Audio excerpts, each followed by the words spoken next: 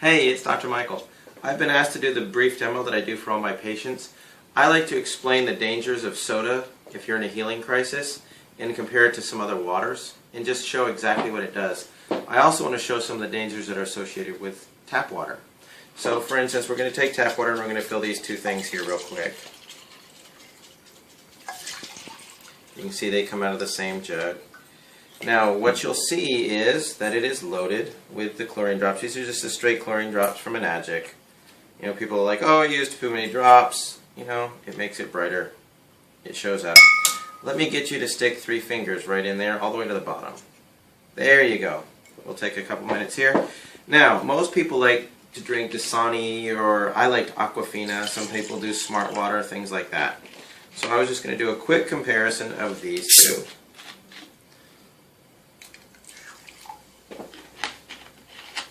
So if we look at how much the acidity level is compared to Enagic's 9.5 water, we will get a comparison.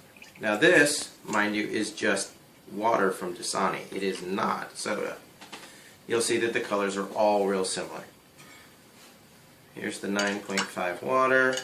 And yeah, this is what I do probably 4 or 5 times a day when people ask me why they shouldn't drink sodas. You can tell from the pH chart that this is about 10.0, 11, 9.5, somewhere in there.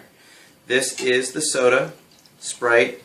You can tell its acidity level is way down at the bottom of the chart. And surprisingly, this is Dasani water, one of the more common bottled waters. So what it does is, it is an extreme acid.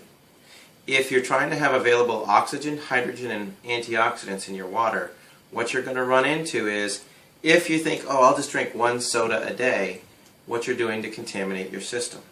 So, for instance, if you're drinking water from Dasani, it rebalances out pretty quickly. It'll bounce up, gets it done.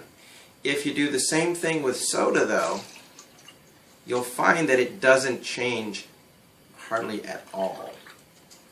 In fact, with this 32-ounce glass of water, it only takes a capful to start destroying that water and turning the whole thing acidic.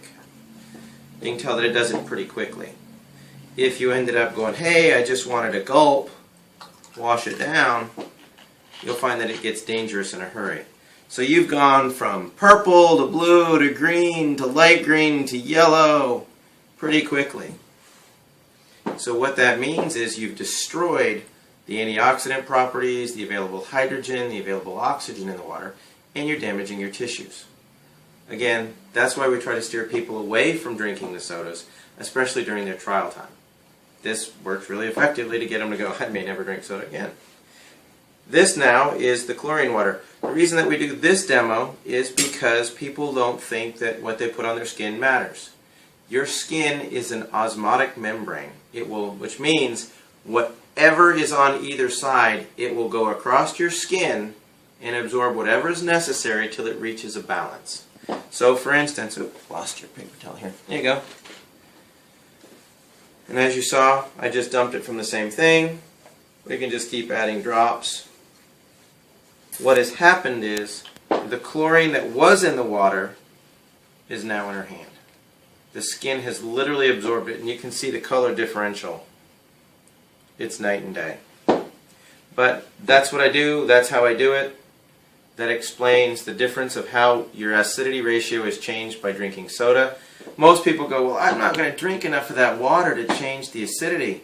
You don't have to. If you add baking soda to this, it'll go right back to alkaline, which is the same as if your body pulls calcium bicarbonate out, and it'll pull that calcium from your bones, and you can get osteoporosis and things like that.